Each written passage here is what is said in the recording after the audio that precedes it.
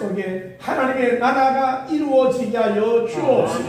평강과 기쁨과 소망으로 살아가는 애를 내리워 주옵소서. 특별히 하나님 앞에 엎드려 싸우니 십자가의 보혈을 덮어주셔서 저와 우리의 허물과 죄를 깨끗하게 씻어 주옵소서. 의와 거룩함과 하나님의 생명으로 충만하게 하여 주옵소서. 특별히 원합니다. 이 나라를 지켜주셔서 편안하고 복 있는 나라가 되게 하여 주옵소서. 대통령이야 모든 위정자들이 하나님을 두려워하고 나라와 국민을 위해서 일하는 지도자들이 되게 하여 주옵소서. 하나님 가정마다 평안함을 허락하여 주셔서 병든 식구들 없게 하여 주옵소서. 손대는 것마다 잘 되게 하여 주옵소서. 우리의 생활 속에 하나님 말씀대로 평강이 임하게 하여 주옵소서. 기쁨과 감사로 살아갈 수 있는 가족들이 되게 하여 주옵소서. 원합니다. 대를 물려가며 신앙생활할 수 있는 믿음의 가문들이 되게 하여 주옵소서. 하나님 간절히 기도하옵나니 한국교회가 위기와 어려움에 처해 있습니다. 하나님이 도와주셔서 한국교회가 다시 한번 회복이 되게 하여 주옵소서. 하나님의 영광을 위하여 복음 전파에 전력을 기울이고 빛을 발하는 교회들이 되게 하여 주옵소서. 여기 우리 작은 우리 교회도 축복하여 주셔서 한 사람 한 사람이 성령으로 충만함 얻게 하여 주옵소서. 하나님 영혼을 구원하게 하여 주옵소서. 지역을 위하여 헌신할 수 있는 아름다운 교회가 되도록 복의 복을 더하여 주옵소서. 주여 우리를 치료하여 주옵소서. 악한 어둠의 세력을 멸하여 주옵소서. 가정마다 저주가 물러가게 하여 주옵소서. 복 있는 삶을 살아가게 하여 주옵소서. 부족한 종 하나님 말씀을 대언할 때 성령께서 말씀과 변화와 기적과 능력을 베풀어 주옵소서. 예수님 이름으로 간절히 기도하옵나이다. 우리 앞에 인사합니다. 오늘 좋은 일이 생깁니다. 인사해 주시기 바랍니다. 오늘 여러분 모두에게 좋은 일이 생기고 항상 복이 있고 평안한 삶이 되어지기를 예수 이름으로 축복합니다. 오늘 저는 여러분과 함께 생활 속에서 감사 이런 제목으로 하나님 말씀을 나누겠습니다. 여러분 생활 속에서 아침이나 낮이나 저녁이나 일할 때나 쉴 때나 심지어 잠잘 때라도 감사하며 산다는 것은 쉬운 일은 아닙니다. 이건 이론으로 설명할 수 있는 부분도 아니죠. 왜냐하면 끊임없이 우리의 삶에는 염려와 근심과 또 삶의 고통이 다가오기 때문이죠. 내가 원하는 대로 세상이 안 되니 얼마나 초조한지 모릅니다. 그런 답답함과 어려움 속에서 우리의 삶이 원망이나 불평보다는 감사를 한다는 것이 쉽지가 않더라는 거지요. 그러나 성경은 우리에게 말하기를 예수 믿는 사람이라도 항상 감사하며 살라고 말하지만 사실 예수님은 저나 우리 모두가 다 그렇게 하나님 명령대로 생활 속에서 감사하며 산다는 것이 쉬운 일이 아니더라는 거죠. 근데 성경을 보게 되면 가장 힘들고 어려울 때 감사했던 사람들의 삶에는 하나님이 놀라운 기적과 축복을 베풀어 주시더라고요.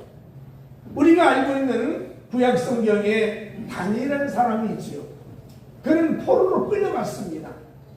포로로 끌려가서 노예의 삶을 살았는데 그 노예로 살면서도 얼마나 성실하게 됐는지 소위 창씨개명하듯이 이 다니엘도 바울렛 이름으로 개명을 했어요. 이름도 바꿨어요. 왜? 살기 위한 몸부림이겠죠. 그뿐 아니라 이 다니엘은 하나님을 섬겼습니다마는 무당이나 전쟁이나 박수들과 함께 지내면서 그들의 우두머리가 됐어요. 그럼 이게 참 합할 수 없는 신앙 아닙니까? 여호와를 섬기는 사람들이 그것도 무당이나 또는 박수나 전쟁이들하고 같이 어울려 살며 그들을 이끌어가는 지도자가 됐다는 것은 쉬운 일은 아니었어요.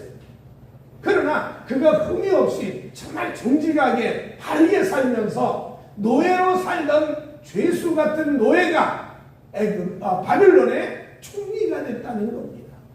여러분, 우리 흔한 말로 개천에서 용난 사람이 다니엘입니다. 그런 대단한 업적을 세웠던 다니엘인데 이 사람이 하나님을 잘 섬기고 흠이 없고 정말 정직하게 살다 보니까 이 다니엘을 모함하는 모리배들이 많았다는 거예요. 그래서 특별히 왕에게 말하기를, 왕이여, 하나님 외에, 아니 왕에게 신상을 만들어 놓고 절하지 아니하고 딴 신을 섬기는 자가 있다면 그는 사자굴 속에 던져 넣어서 죽여야 됩니다 그랬어요. 은근히 모함을 한 겁니다. 다니엘을 목적 삼아가지고 모함했던 그 명령, 오사꾼들의 말을 왕이 듣고 조서에 도장을 찍고 온 천지에 알렸습니다. 여러분, 신앙생활을 정말 잘하려고 했던 다니엘이 하루아침에 수십 년 동안 노력하고 애썼던 직위를 성실하게 생겼어요. 그 총리란 직책을 성실하는 겁니다. 그것뿐인가요? 잘못하면 가족들 모두가 종으로 풀려나가게 생겼어요. 그동안 모아놓은 돈 다 없어질 거예요. 그동안 내가 하나님 섬겼다는 것에 대해서 사람들이 비난할 거예요. 도대체 하나님 섬긴 게 적골이냐 하면서 비난도 오지 않겠냐는 거죠. 그런 여러 가지 고통과 어려움 속에 감사커녕 하나님을 향하여 원망이 나고 불평 나온 것은 당연한 것 아니겠습니까? 저희도 조그만 어려움이 생기면 아니 감사를 하기보다는 불평이 앞서는데 다니엘이 이런 극한 어려움 중에 처했을 때 감사했다? 그 말이 안 되는 얘기 아닙니까? 저 같았으면요 감사커녕 하나님 향해서 왜 그러시냐고 따졌을 거예요. 근데 이 다니엘이 자기의 삶을 뻔히 알면서도 성경이 말합니다. 다니엘이 조서에 왕의 도장이 찍힌 것을 알고도 자기 집에 돌아가서 윗방에 올라갔다고 했어요. 그 말이 뭔지 아세요? 사람 만나는 게 힘들다는 거예요. 가족을 보기 힘들다는 거죠. 나 때문에 우리 가족이 다 어려움을 겪는다는 이 고통이 얼마나 크겠냐. 그래서 윗방에 올라가서 그가 할 수 있는 일이 하나밖에 없더라는 거예요. 성경에 보면 예루살렘으로 향한 창문을 활짝 열고 전에 하던 대로가 뭡니까? 생활이 편안하고 안정됐을 때 행했던 모습대로 하루 3번씩 무릎을 꿇고 기도하며 그의 하나님께 감사하였더라 그랬어요. 여러분, 생활이 편안하면요 무릎 꿇고 기도 안 합니다. 여러분, 이살나라도 의자 문화입니다. 그러니까 무릎 꿇는 게 심히 어려운 거예요. 그런데 얼마나 고통스러웠고 하나님이 절실히 도와주기를 원했으면 무릎을 다 꿇었겠어요. 이게 다니엘이 무릎 꿇고 하나님께 원망과 불평하는 기도가 아니라 그가 하나님께 감사의 기도를 했다는 거예요. 너무 이건 아주 이해가 안 되는 부분 아닙니까? 아니 어떻게 삶이 지금 다 무너지고 마지막에 목숨까지 잃을 수밖에 없는 절대절명의 위기 속에서 하나님을 향하여 도와달라고 외침을 부르짖지 못한 망정 감사를 했다. 그 말은 뭐예요? 거꾸로 보십시다. 하나님, 내가 죽게 된 걸 감사합니다. 내가 수년 동안 쌓아놓은 거 다 무너진 걸 감사합니다. 내 가족들이 종으로 팔려간 걸 감사합니다. 이렇게밖에 더 기도하겠냐는 거예요. 그런 기도를 할 수밖에 없는 다니엘이 하나님께 감사의 기도를 했다는 거죠.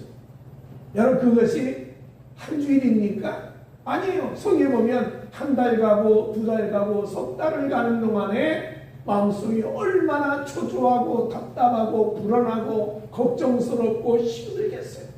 그 시간 하루가 아마 천년 같은 기분을 가지고 살아갔을 다니엘이었을 거예요.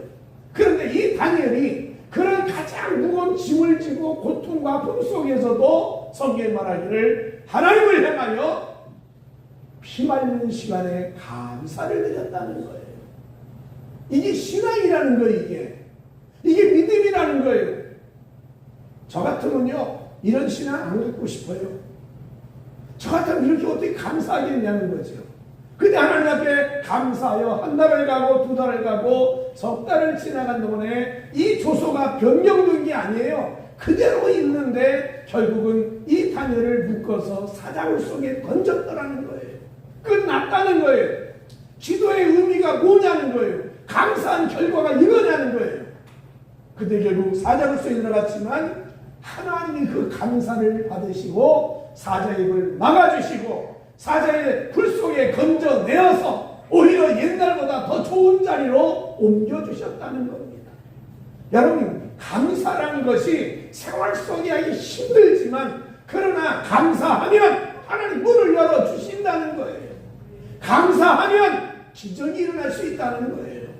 우리 모두 함께 생활 속에서 힘들고 어려워도 좋은 것만 감사하지 말고 답답하고 불안하고 걱정스러워도 감사함으로 인하여 하나님의 기적을 보며 살아가시기를 예수 이름으로 축복합니다.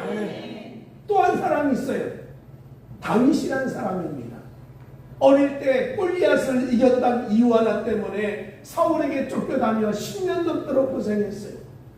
타향살이 하며 살았어요. 때로는 미친 짓 하고 살았어요. 침을 질질 흘리면서 미친놈 취급받을 정도의 도망다니는 삶이었어요. 근데 하나님이 은혜 베풀어서 그를 왕으로 세웠지요. 왕이 된 다음에는요, 여러분, 끊임없는 전쟁의 위기와 어려움 속에 살았는데도 하나님이 도와주셨어요. 편안한가 싶었더니 여러분, 자녀 중에 아들과 그리고 딸이 있는데 이 아들이 자매를 좋아해서 자기 여동생을 좋아해서 강간을 하고 그리고는 그 여동생을 내팽개치는 폐륜적인 일들이 가정에 벌어졌어요. 가장 사랑하는 아들이었던 압살롬이 아버지를 배신해가지고 아버지를 왕에서 쫓아냈어요. 그리고 아버지의 후궁들을 대낮에 밝은 빛 가운데 취임을 하고 내가 아버지보다 낫다는 그런 모습으로 아들이 왕자를 유지하고 있다는 거예요. 여러분, 얼마나 고통스러웠겠어. 세상에 이런 비극이 어딨나요? 어느 날 밧세바라는 여자를 만났는데 이 여자가 너무너무 잘하고 그래서 임신하게 됐어요. 그 여자 때문에 다윗은요, 하나님께 징계를 받아 칼을 면치고다고 고난이 반복되고 시련이 반복돼요. 나중에는요, 왕위를 제대로 유지하지 못할 정도의 어려움을 겪었다는 거죠. 그 힘들고 어려운 시절, 그때 성경 보라면 다윗이 항상 하나님께 감사의 기도를 드렸다는 거예요. 이 말이 됩니까, 여러분? 하나님께 어렵고 힘든데 감사했다? 그 감사가 과연 축복이 되며 그 감사가 과연 하나님의 은혜로 복이 될 수 있겠냐는 거지. 근데 그가 기도하면서 하나님께 감사했더니 성경 이를 말합니다. 주께서 나를 위하여 나의 슬픔이 춤이 되게 하셨으며 주께서 나의 베옷을 벗기시고 기쁨으로 띠를 둘러주셨나이다. 전화 이복의 축복을 주시더라는 거지요. 그때마다 하나님이 도와주셔서 고난이 변하여 복이 되게 하시고 울고 있는 나를 춤추게 만드시고 내가 베옷을 입으며 난 끝났다, 난 이제 끝났어, 난 죽을 거야 하는 그 마지막 순간에 하나님이 또 역전의 축복을 주셔서 웃으며 살게 하는 복을 내려주셨다는 거지요. 그것이 어디에 생겼나요? 그 동기가 뭡니까? 그게 감사요, 기도요, 믿음이더라는 거지. 그래서 다윗이 이런 말합니다. 내가 세상에서 첫날을 살며 낙을 누린 것보다도 하나님의 성전 문지기로 하루 사는 게 나는 축복입니다. 여러분, 고난 중에 감사할 수 있는 이유가 뭔지 아세요? 기도 때문이에요. 하나님께 내가 감사할 수 있는 이유가 뭐예요? 신앙 때문이에요. 내가 고난 중에도 영광 볼 수 있는 이유가 어디입니까? 감사 때문이라는 거죠. 그래서 이 다윗이 결국은 백성들에게 롤 모델 되어서 우리가 정말 이런 지도자가 됐으면 좋겠다는 훌륭한 그런 지도자로 남을 수 있었다는 거죠. 여러분, 성경의 인물을 저보고 두세 섬기라면요 수십 명을 섬길 수가 있어요. 그러나 이 많은 사람들의 삶 속에 힘들고 어려워도 저들은 감사하며 살았다는 거예요. 얼마든지 불평할 수 있고 얼마든지 원망할 수 있고 얼마든지 하나님의 마영 왜 그러십니까? 왜입니까? 라고 외마디치면서 부르짖을 수 있는 사람들이었는데 그런 가장 어려운 생활 속에서도 하나님을 향하여 감사하고 또 감사했더니 인생의 반전을 이루는 축복을 만들어 주시더라는 거죠. 여러분, 좋을 때만 감사가 아닙니다. 어려울 때도 우리가 늘 쓰는 말 그러나 감사합니다라는 표현을 쓸 때 하나님 능력을 주시고 기적을 주시고 삶의 변화를 만들어 주신다는 겁니다. 그러므로 우리 생활 속에서 아침에도 낮에도 저녁에도 어제도 오늘도 내일도 매일같이 감사하며 사는 여러분 되기를 예수 이름으로 축복합니다. 옆에 인사합니다. 매일매일 감사하며 삽시다. 그럼 우리가 감사하게 되면 생활에 어떤 일이냐? 첫째는요, 감사는 삶을 긍정적인 에너지를 넘치게 해주신다는 거예요. 감사를 하면 부정적인 에너지가 물러가고 긍정적인 에너지가 나에게 나와서 내 삶에 활기 있고 힘 있고 평안하게 살아갈 수 있는 능력이 생긴다는 겁니다. 이진희 씨라는 분이 나를 살리는 감사의 기적이라는 책에 이런 말합니다. 감사는 긍정을 낳고 긍정은 내 삶을 변화시키며 변하는 삶은 주위 환경을 바꾼다. 내가 감사하게 되면 환경이 긍정적이 되고 그 긍정 속에 삶이 변화되고 그리고 그 감사를 하게 되면 내가 주어지는 모든 여건들이 변화가 된다는 거예요. 또한 내가 감사를 하게 되면 몸과 마음에 쌓여있던 스트레스, 부정적인 에너지 이것들이 다 물러간다는 거죠. 제가 여기서 피 치우면 어둠이 물러가듯이 내가 감사라면 내 몸에 어둠의 에너지는 물러가고 긍정적인 에너지가 나의 활기를 만들어주는 힘이 되어준다는 거예요. 내가 하나님께 감사를 하게 되면 삶이 새로운 인생을 살아가도록 도와주신다는 거예요. 여러분, 우리 모두가 다 하나님 앞에서 매일매일 감사하면서 막 활력이 있고 힘차고 감사하고 소망이 넘치는 삶이 이루어지기를 주 이름으로 축원합니다. 우리 아재 개그 하나 할게요. IQ, EQ, BQ 중에 제일 중요한 게 땡큐랍니다. 그 말은 뭐 아시죠? IQ라는 건 지능지수입니다. 사람의 능력을 말할 때 IQ를 말하잖아요. IQ가 뭐 100이다, 120이다, 뭐 2자리 이하다, 뭐 해가면서 여러 가지 얘기하는 이 지능지수 IQ예요. EQ라는 말은 감성지수인데 사람의 리더십이라든지 사람을 이끄는 힘을 EQ라고 합니다.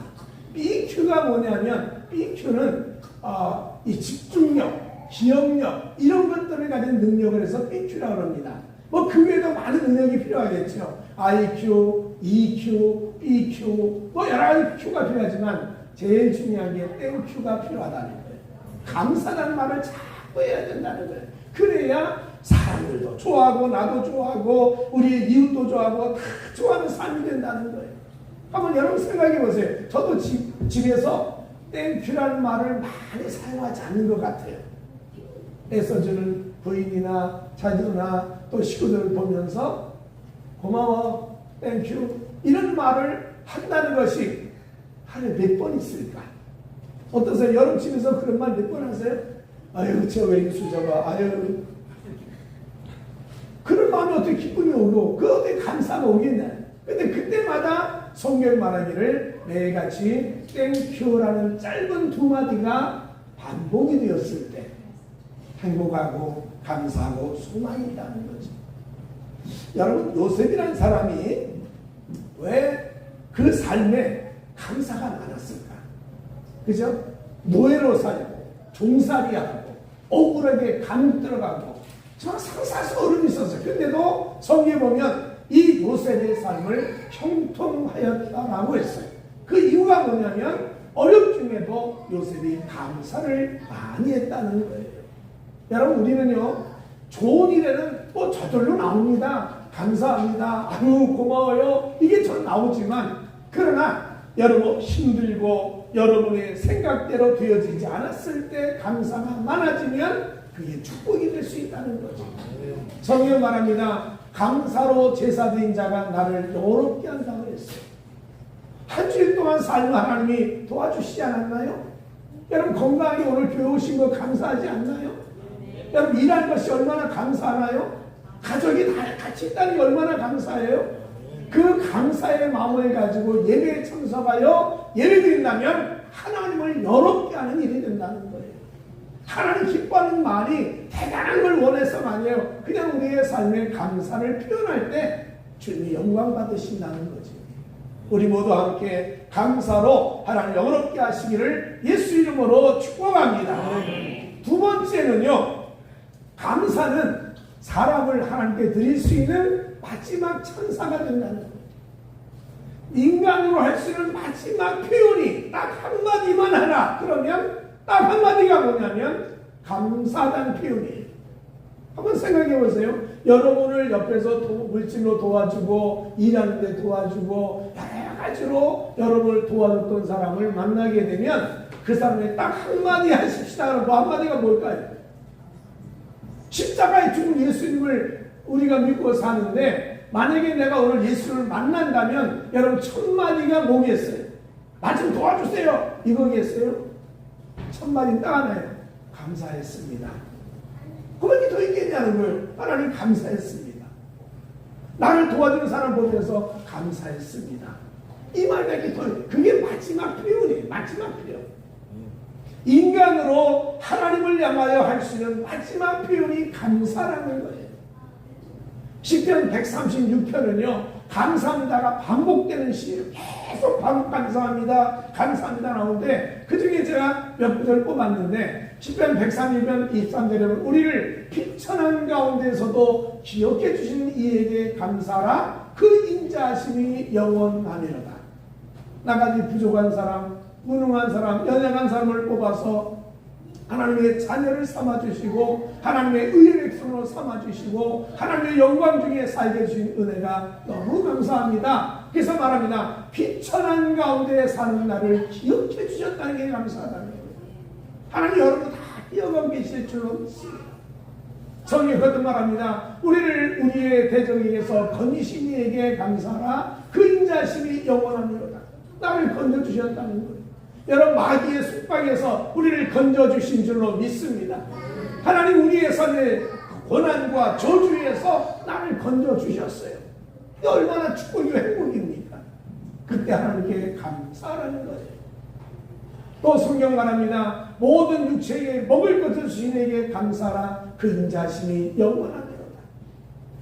여러분 하루 세 끼를 먹고 살 수 있다는 게 얼마나 감사한지 아십니까? 돈이 많고요. 뭐 대단한 힘을 가지고 있어도요. 입이 쓰다느니 밥맛이 없다느니 밥 먹으면서 아유 정말 억지로 먹었네. 이런 사람이 엄청나게 많습니다. 여러분. 반찬이 많으냐 적으냐 뭐 그게 중요한 게 아니에요. 있는데 감사히 먹을 수 있는 기쁨이 있다면 이것보다 행복함이 어떻겠냐는 거죠. 그래서 성경 말합니다.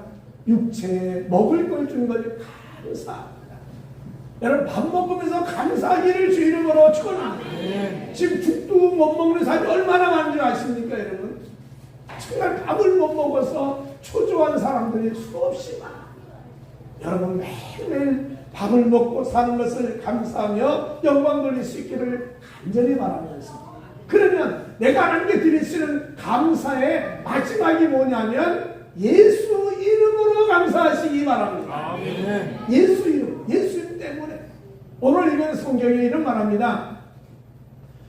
무엇을 하든지 말에나 일에나 다 주 예수의 이름으로 하고 그를 힘입어 하나님 아버지께 감사하라. 내 힘으로 사는 게 아니에요. 오늘 찬송했잖아요. 내가 사는 것이 당연한 줄 알았는데 당연한 게 아니었다는 거예요. 내가 사는 말, 일, 내가 직장, 내 생활, 내 가정 모든 것들이 주님이 주신 힘으로 살아왔고 하나님 주신 축복으로 살아왔습니다. 그러므로 말합니다. 예수 이름으로 예수님을 힘입어 여러분 모두가 살고 있다는 걸 기억하고 예수 이름으로 감사하기를 주 이름으로 축원합니다. 여러분, 내가 하나님께 드릴 수 있는 최고가 먼저서요. 물질로도 감사하는 거예요.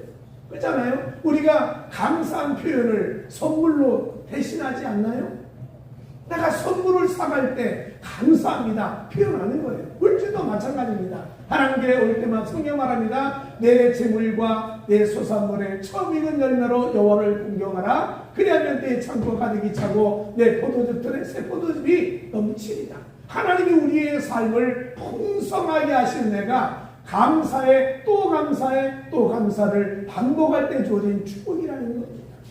그뿐 아닙니다. 성경에 말씀하기를 찬양으로 노래로 우리가 하나님께 영광을 돌리라는 거예요. 여러분, 이 노래 찬양 이게 얼마나 삶을 복되게 하는 줄 아십니까? 근데 하나님은 그걸 받으신다는 거예요. 하나님은 찬양을 받기 위해서 우리를 창조했다 그러는데 성경 히브리서에 보면 말합니다. 우리는 예수로 말미암아 항상 찬송의 제사를 함께 드리자. 이는 그 이름을 증언하는 입술의 열매입니다. 여러분, 찬송을 내가 흥겨워하는 게 아닙니다. 하나님을 기쁘게 하려고 찬양하는 거예요. 내 마음속에 우러나오는 찬양을 통하여 하나님을 영롭게 하고 감사의 표현이 찬양으로 이루어지기를 주 이름으로 축원합니다. 그래서 신앙인이 할 수 있는 마지막 기도도 하고 하나님 말씀도 읽고 봉사도 하고 모든 일을 하지만 하나님 받으시는 가장 영광스러운 마지막 결론은 딱 하나예요. 하나님 감사합니다. 여러분, 감사하며 주 앞에 가시기를 주 이름으로 축원합니다. 죽을 때 어떻게 죽나요? 짜증내고 죽습니까? 아니면 후회하고 죽습니까? 어떤 모습으로 죽나요? 예수 믿는 사람은 간단해요. 하나님 감사했습니다. 그리고 하나님 앞에 가는 거예요. 이 마지막 한마디가 감사란 걸 하나님께 드릴 수 있는 마지막 한마디는 감사밖에 없음을 기억하고 여러분, 감사하면서 복 있는 삶을 살아가시기를 주 이름으로 축원합니다. 여러분, 세 번째로 감사는요, 운명을 바꿔놓습니다. 운명이라는 말은 우리가 다 알지 않습니까? 미래에 일어날 일들이 정해져 있다는 거예요. 그래서 운명이라는 게 사람을 다 지배한다고 생각해요. 근데 특별한 건요, 젊었을 때나 일이 잘 돼가지고 내가 형통할 때는 운명이 어디 있어? 운명은 만드는 거야. 그러고 살아요. 그죠? 젊은 사람들 보세요. 아이, 뭘 운명을 믿어요? 운명을 만들어가는 거지. 그런 젊은 층의 사람이에요, 이게. 일이 잘 되고 형통하면 한마디로 합니다. 운명이요? 아이, 그거 내가 만드는 거지요. 그럽니다. 근데 생활이 좀 어려워지거나 좀 힘들면요, 뭐라고 하세요?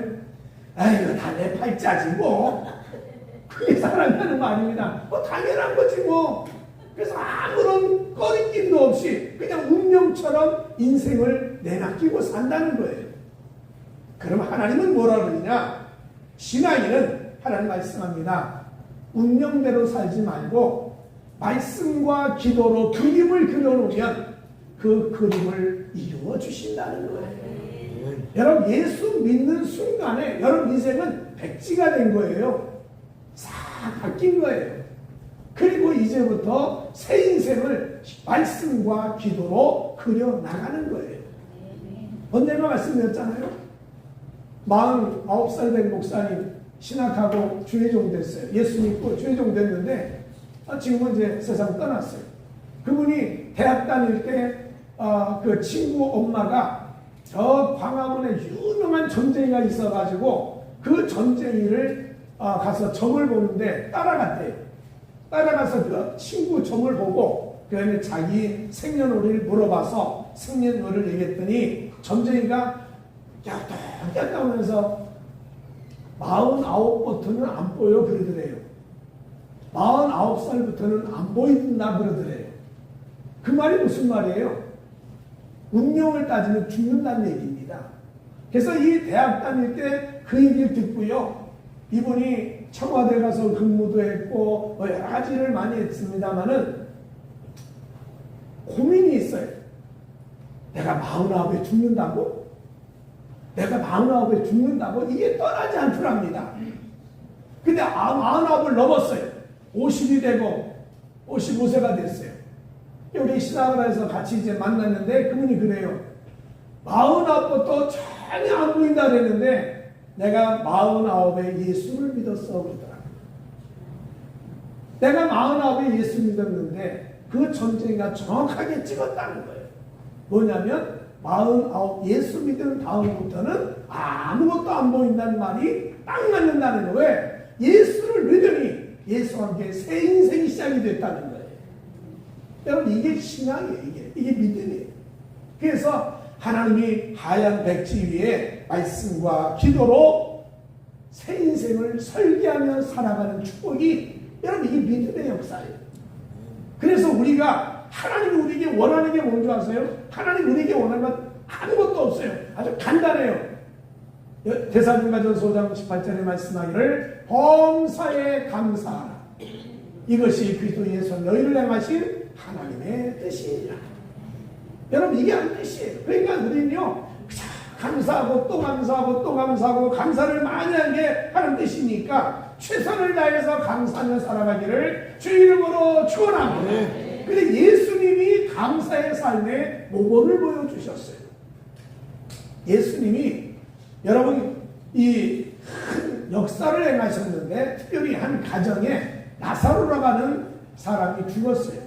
죽어서 무덤에 들어가게 나흘됐어요. 나흘됐는데 그 나흘된 나사로의 무덤에 가서 그 동생들 보고 무덤에 돌을 옮겨 놓으라 그랬어요.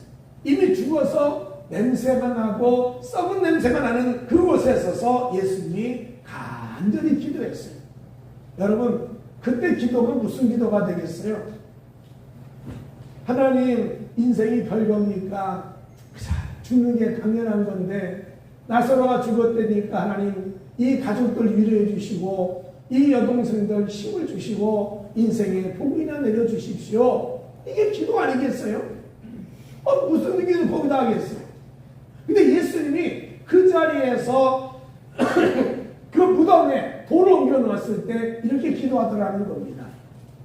돌을 옮겨 놓으니 예수께서 눈을 들어 우러러보시고 이르시되 아버지여 내 말을 들으신 것을 감사하나이다. 항상 내 말을 들으신 줄 내가 알았나이다. 내 기도를 들으심을 감사하나이다. 이 말이 뭔지 아세요? 예수님의 기도는 미래형 기도라는 거예요. 과거형 기도가 아니라 미래형 기도예요. 앞으로 이 사람이 무덤에서 살아나온 것을 보고 미리 감사하는 거예요. 그 미래형 감사를 누가 했느냐? 예수님이 하셨다는 거예요. 우리도 여러분 운명을 뒤바꾸고 삶을 뒤바꿀 수 있는 감사를 어떻게 했냐? 예수님처럼 미래형 기도라는 거예요. 앞으로 3년 후, 1년 후, 6개월 후에 되어질 결과를 인정하고 기도하며 감사를 해야 된다는 거예요. 하나님, 한 달 후에 내 가정 문제가 풀어지심을 감사합니다. 하나님, 6개월 후에 내 병을 치료해 주셨음을 감사합니다. 지금은 아픈데, 지금은 아무데 해결되지 않는데, 근데 예수님처럼 미래를 바라보고 감사하게 되면 하나님의 역사가 일어나서 축복의 문을 활짝 열어주신다는 거예요. 여러분, 우리는요, 미래형 감사가 필요해요. 과거형 감사도 필요하지만 미래를 바라보며 하는 감사, 이게 소망이고 이게 믿음이고 이게 꿈이고 이게 비전이에요. 하나님 미래를 바라보면서, 그래서 항상 하나님께서 미래적인 감사가 많아 하나님이 주시는 운명을 뒤바꾸고 축복을 받고 기적을 만들어 가시기를 예수 이름으로 축복합니다. 옆에 인사합니다. 미래가 축복이 됩니다. 내일이 달라져요. 내일이 달라져요. 여러분 한 달이 달라질 거예요. 다음 10월 달은 더 좋아질 거예요. 하나님 미래를 바꿔주는 축복을 우리에게 주신다는, 그러므로 내가 할 수 있는 것은 감사가 있어야 되겠다는 거예요. 그래서 우리의 가정도 우리의 생활도 감사로 새로워지는 축복을 얻기를 주 이름으로 축원합니다. 감사는요 기적을 만들어요. 감사는 운명을 바꿔요. 감사는 여러분의 인간의 삶을 질이 높게 행복하게 만들어요. 감사하면 건강이 이루어질 줄로 믿습니다. 그래서 오늘 성경에는 말씀한 대로 세 가지를 보십니다. 감사는 삶을 긍정적인 에너지가 넘치게 해준다는 거예요. 감사하면 활력이 넘쳐요.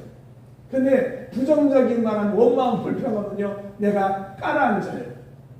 내가 침체돼요. 내 감정이 어두워져요. 근데 내가 감사를 하게 되면요, 삶의 에너지가 막 긍정적으로 힘을 얻는다는 거예요. 내가 감사를 하게 되면 하나님이 받으신 최고의 찬사를 드리는 거예요. 하나님 받으시는 거예요. 그러니까 여러분, 감사를 많이 하자고요. 인생에 틀이 있다, 운명이라는 게 있다. 여러분, 그걸 깨는 것이 감사인 줄로 믿습니다. 미래형 기도를 하면서 감사를 하시면 우리는 반드시 복을 받고 가족들이 또 우리의 환경이 다 문을 열어서 복 있는 삶을 살게 될 줄로 믿습니다. 우리 매일매일 생활 속에서 감사하며 살아가시기를 예수 이름으로 축복합니다. 기도하겠습니다. 하나님, 우리가 좋은 일만 감사하지 않게 하여 주시고, 하나님 어려울 때도 감사하게 하여 주셔서 좋을 때나 어려울 때나 생활 속에서 매일같이 감사하게 하여 주옵소서. 아침에도 감사, 낮에도 감사, 저녁에도 감사하며 살아갈 수 있는 우리 모두가 되도록 축복하여 주셔서 때를 따라 기적을 보게 하여 주시고 우리의 운명을 바꾸어 새 축복이 되게 하여 주옵소서. 가정가정마다 하나님의 은혜로 살아갈 수 있는 복이 넘쳐나게 하여 주옵소서. 예수님 이름으로 축복하며 기도하옵나이다. 아멘.